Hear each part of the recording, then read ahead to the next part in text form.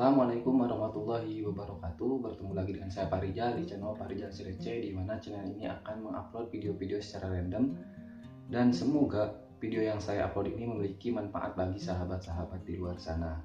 Nah sahabat, di pertemuan kali ini kita masih membahas pelajaran kelas 10, pelajaran sejarah kelas 10, di mana di sesi pertama kemarin saya masih membahas di tataran pengertian dan tataran definisi.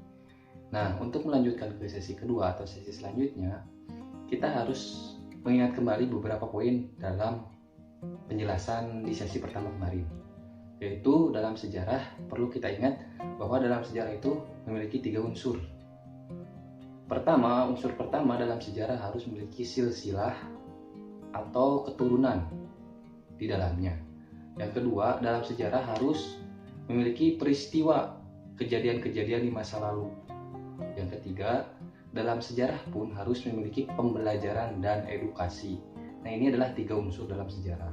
Nah, adapun kita kerucutkan ke peristiwanya, dalam peristiwa sejarah pun harus memiliki beberapa sifat.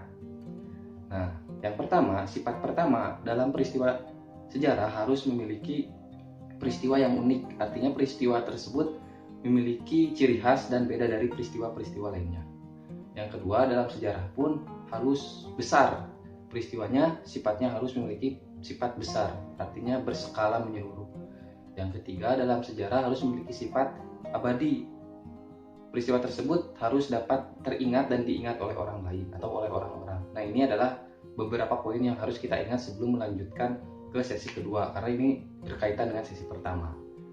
Nah, di pembahasan kedua ini kita akan menjelaskan atau memaparkan tentang peran manusia dalam sejarah. Apa sih peran manusia dalam sejarah? Setelah kita kemarin membahas di tataran sejarahnya, nah kemudian di pembahasan kedua ini kita akan fokus ke manusianya. Dan kemudian apa peran manusia dalam sejarah? Nah, manusia juga dikatakan bahwa manusia ini sebagai makhluk individu, di mana mereka memiliki kebutuhan tersendiri untuk hidupnya.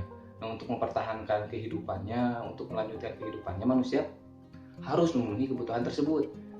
Nah, kita kenal kebutuhan-kebutuhan tersebut seperti kebutuhan primer, sekunder, dan tersier. Nah, kebutuhan-kebutuhan ini perlu dicari dan dibuat oleh manusia. Nah, biasanya kebutuhan-kebutuhan tersebut berupa sandang, pangan, papan yang biasanya ini diambil dari alam.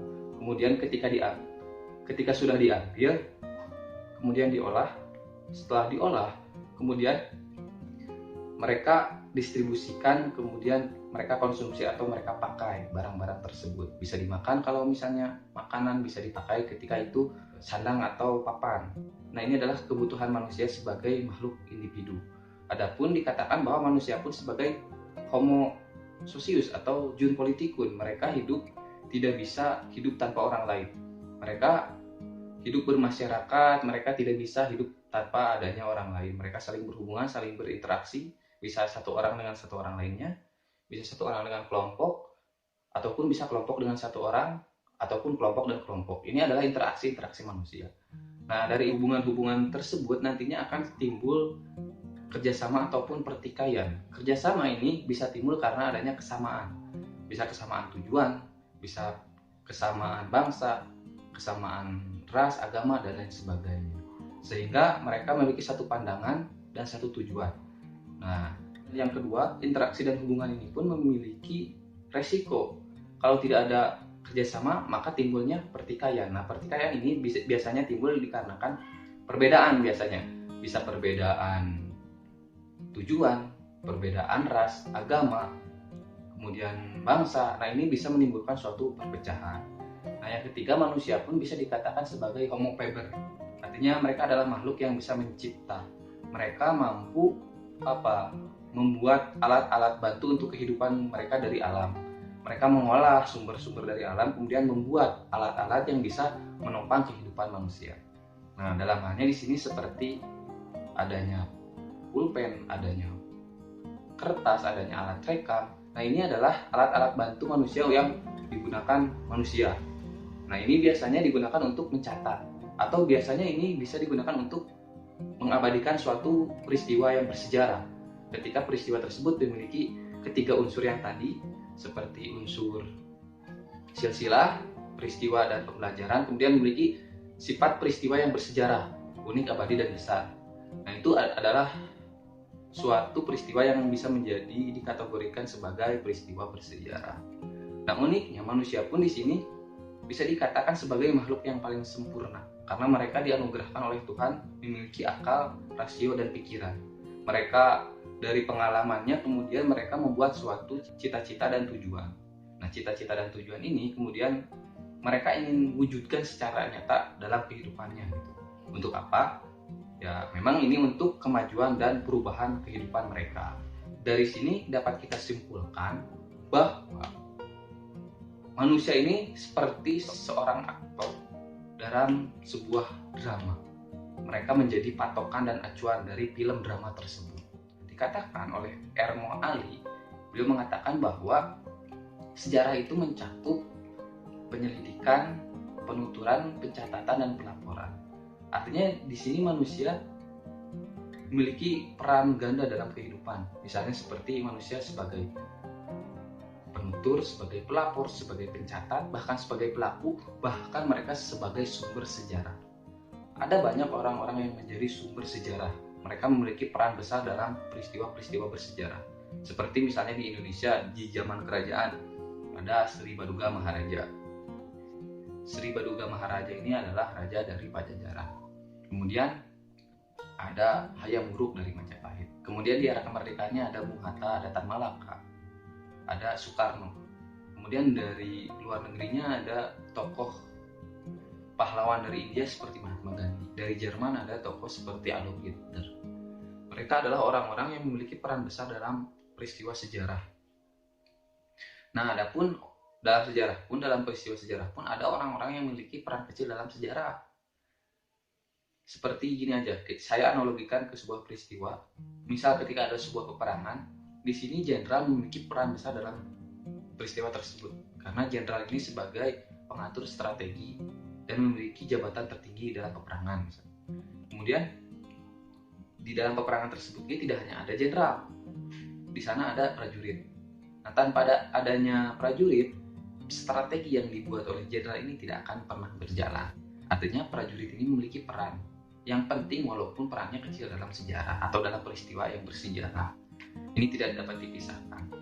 Nah, saya beri contoh lain bahwa ketika zaman kemerdekaan pun, ketika zaman pembacaan proklamasi pun, ini ada orang-orang yang memiliki peran besar ataupun orang-orang yang memiliki peran kecil dalam sejarah, dalam peristiwa sejarah.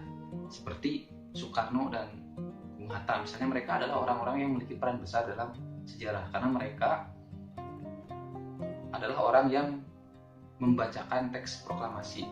Tepatnya Soekarno yang membacakan teks proklamasi. Tapi tanpa adanya orang-orang yang mendokumentasikan peristiwa tersebut, belum tentu orang-orang di seluruh Indonesia tahu bahwa pada 17 Agustus pada waktu itu Indonesia merdeka. Artinya orang tersebut memiliki peran kecil dalam sejarah, tapi perannya sangat penting. Mereka adalah menur bersaudara.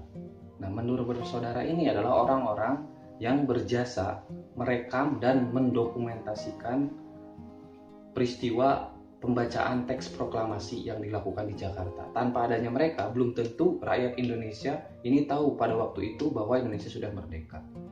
Mereka pintarnya ketika selesai pembacaan teks proklamasi, mereka menyembunyikan hasil dokumentasi mereka. Ketika itu, hal-hal yang berkaitan dengan proklamasi itu disita oleh Jepang. Nah, dengan adanya mereka, dengan disembunyikannya hasil-hasil dokumentasi, kemudian ketika waktu, kondisi, situasi yang sudah kondusif, kemudian mereka menyebarluaskan hasil dokumentasi mereka ke seluruh Indonesia sehingga pelosok-pelosok negeri Indonesia ini tahu bahwa negara merdeka dan memicu suatu pemberontakan di seluruh daerah. Mereka melakukan revolusi di daerah-daerah secara sporadis. Nah, itu mungkin contoh lain dari orang yang memiliki peran kecil dalam sejarah. Nah, dalam sejarah pun tidak dipungkiri bahwa manusia ini tergantung kepada alam. Alam yang menyediakan semua kebutuhan manusia yang tentunya harus diolah.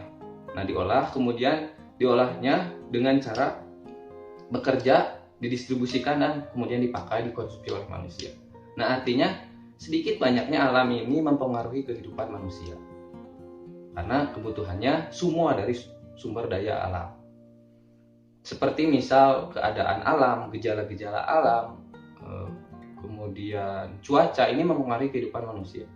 Lingkungan pun mempengaruhi kehidupan manusia. Seperti contoh, ketika manusia hidup di daerah pantai, maka penghasilan mereka dan mata pencarian mereka pasti dari pantai. Kemudian ketika mereka hidup di daerah pegunungan, pasti penghasilan mereka dari hasil bercocok tanam ataupun berkebun. Artinya ini mempengaruhi kehidupan manusia. Kemudian ketika ada bencana alam, ini mempengaruhi kehidupan manusia.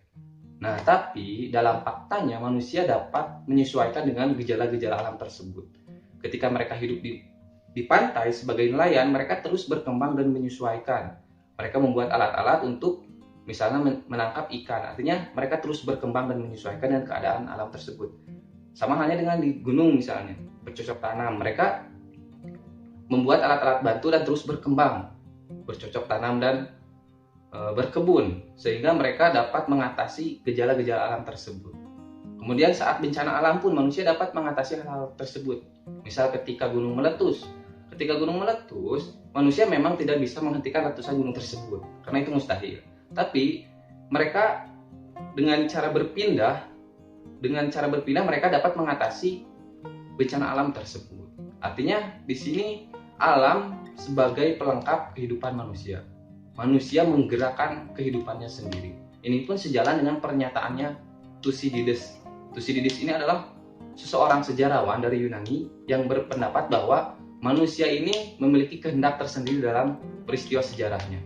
Mereka menentukan sejarahnya sendiri, bukan ditentukan oleh dewa.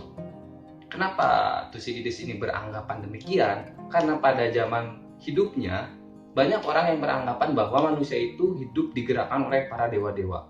Mereka adalah makhluk yang statis yang digerakkan oleh makhluk yang aktif. Mereka hanyalah wayang yang digerakkan oleh dalang. Artinya manusia tidak punya kehendak sendiri pada waktu itu anggapannya. Tapi itu ditepis oleh pernyataan Thucydides yang mengatakan bahwa manusia memiliki kehendak tersendiri bagi alam. Artinya mereka menggerakkan peristiwanya sendiri, menggerakkan kehidupannya sendiri, dan menentukan sejarahnya sendiri. Nah, mungkin itu dari sisi ilmu pengetahuan. Tapi kita seorang yang beragama, artinya kita pun memiliki keyakinan tersendiri terhadap konsep sejarah ini. Kita dalam Islam atau dalam orang yang beragama atau dari orang-orang yang beragama bahwa manusia ini memang memiliki kehendak tersendiri. Tapi di dalamnya ada kehendak Tuhan. Ada yang namanya syariat dan ada yang namanya hakikat. Hal tersebut tidak dapat dipisahkan artinya. Nah, mungkin itu dari saya. Mohon maaf bila ada pernyataan-pernyataan yang tidak sejalan, mungkin boleh dikoreksi.